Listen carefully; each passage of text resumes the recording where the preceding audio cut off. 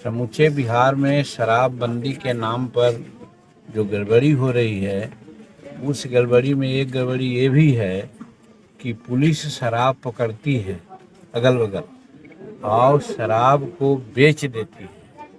इसी को कहा जाता है कि शराब चूहा पी जाता है। तो चूहा नहीं पीता है, बड़का चूहा वहाँ के जो कुछ पदाधिकारी होते हैं वो बेचवाते हैं। बात आ रही है कोई पंकज यादव की कि ये बेचवाते हैं और सबसे पैसा लेते हैं। तो इसी क्रम में दिलीप सदा 10,000 रुपया देता था बेचवाने के नाम पर, लेकिन बाद में शायद पंकज बाबू को मालूम हुआ कि नहीं कुछ ज़्यादा आमदनी होती है, यानी 25,000। तो 25,000 रुपया देने से इनकार किया है दिलीप यादव सदा। बोला कि बाबू पड़ता नहीं पड़ता है। तो इसी पर वो रंज हो गए, कहीं गुंडई करता है, तुमको हम समझा दें। जितना भी शराब पकड़ाबे रहे ने, पुलिस जे छे न, शराब जे छे 1-8 लीटर लिखे रहे पकड़े वाला के नाम पर, बाकी के बचल का शराब हमरा पापा से बचवाबे रहे। चुन्नू ड्राइवर के थ्रू, और पहले सिर्फ 10,000 मांगे रहे, बाद में 15,000 और डिमांड कर दिल, 25,000 की डिमांड।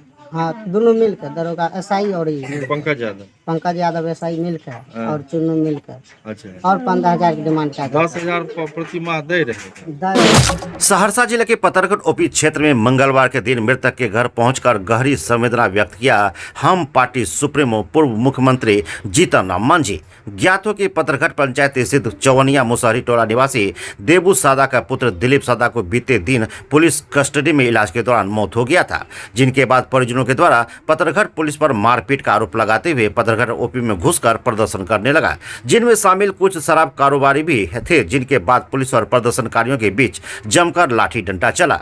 मृतक के परिजनों से मिलने मृतक के घर पहुंचे हम पार्टी सुप्रीमो पूर्व मुख्यमंत्री जीतन राम मांझी के सामने मृतक के परिवार ने रोने लगा। वहीं हम पार्टी सुप्रीमो पूर्व मुख्यमंत्री जीतन राम मांझी के द्वारा मृतक के परिजनों को समझा बुझाकर शांत कराया गया और गहरी संवेदना व्यक्त किया।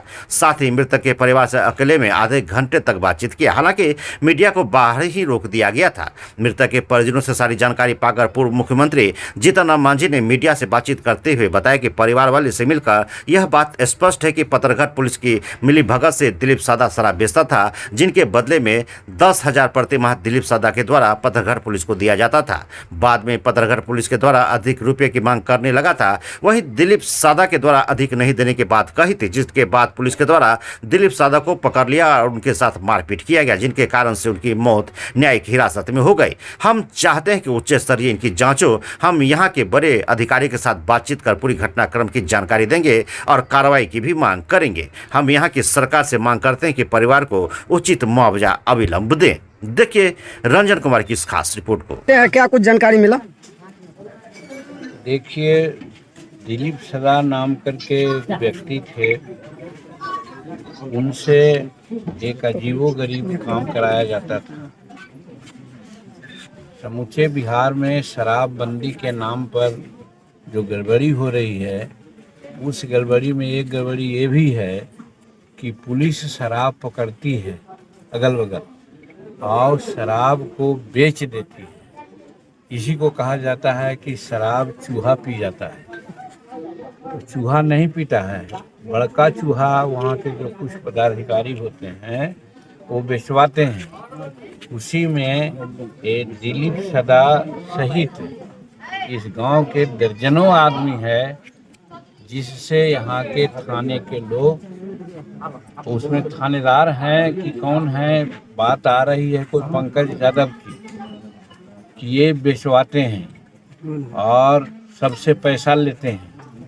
तो इसी क्रम में दिलीप सदा 10,000 रुपया देता था बेचवाने के नाम पर, लेकिन बाद में शायद पंकज बाबू को मालूम हुआ कि नहीं कुछ ज़्यादा आमदनी होती है, यानी 25,000। तो 25,000 रुपया देने से इनकार किया है दिलीप यादव सदा। बोला कि बाबू पड़ता नहीं पड़ता है। तो इसी पर वो रंज हो गए, कहीं गुंडई करता है, तुमको हम समझा देंगे। तो वो खाना खा रहा था, दिनांक कौन तारीख है? 7 तारीख को बगल में खाना खा रहा था, उसकी पत्नी बोल रही है और उसकी पतोहू और लोग भी बतला रहे हैं। उसी समय पकड़ के उसको ले गए और ले जाने के दरमियान में ऊँट से डंडा से जौन चीज से हुआ पूरा प्रताड़ित अधमरा कर दिए। उनका बेटा वगैरह भी गया थाना में देखने के लिए, खाना देने दिया गया और न देखने दिया गया। फिर उसको चालान कर दिया गया और 2 दिन के बाद मालूम हुआ कि उसकी मृत्यु हो गई। तो कहने का मतलब है जघन्य अपराध है पुलिस पदाधिकारी के ये में कि वो पुलिस के लोग दारू बेचवाते हैं, पकड़वाने के नाम पर बड़ा सक्रिय हैं। या लोग कहते हैं कि बहुत अच्छा काम कर रहे हैं, दारू पकड़वा रहे हैं, लेकिन दारू जितना ज़्यादा पकड़वा रहे हैं, ज़्यादा पकड़ रहे हैं अपना आमदनी के लिए कि उतना बेचेंगे तो उतनी आमदनी होगी। और उसका उदाहरण यही है कि उससे 25,000 मांगा गया, प्लस और यहाँ कर 10-12 आदमी हैं, उन लोगों से भी होता है। और जब घटना घटी ऐसी तो थाने पर ये जो इनोसेंट परिवार है यानी कि दिलीप यादव का, दिलीप सदा का और इसका परिवार तो सब शोक में था, लेकिन वही बेचने वाले लोग जो हैं वही लोग थाना पर जा कर के हल्ला हंगामा किया, क्योंकि उन लोगों का भी रोष था कि ज़्यादा पैसा मांगते हैं। और वही लोग, लेकिन नाम 60 आदमी का आया है अननोन और कई एक लोगों का नोन जो इनोसेंट है। इसलिए इन लोगों पर जो केस हुआ है नहीं होना चाहिए। अभी हम जा रहे हैं, बात करेंगे पदाधिकारी से, सबका नाम खटना चाहिए और वो जो पंकज बाबू हैं उन पर सरकारी कार्रवाई करनी होनी चाहिए। और चूँकि मारा गया है, ये शेड्यूल कास्ट अत्याचार निवारण नियम के अंतर्गत आता है और वो गैर शेड्यूल कास्ट के लोग हैं, इनको मारे हैं, तो मारने वाले के परिवार जो मरे हैं उनके परिवार को अनुसूचित जाति जनजाति अत्याचार निवारण नियम के तहत उचित जो मुआवजा होता है 4 लाख प्लस 3 7 लाख रुपया मिलना चाहिए। और वैसे पदाधिकारी पर अवश्य कार्रवाई करनी चाहिए।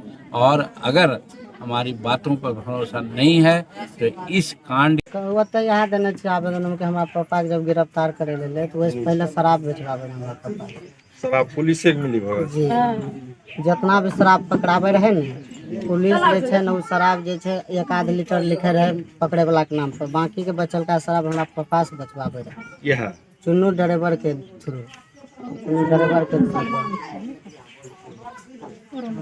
और चुनाव मियाँ के माध्यम से। हाँ, और पहले सिर्फ 10,000 मांगे रहे, बाद में 15,000 और डिमांड कर दिल 25,000 की डिमांड।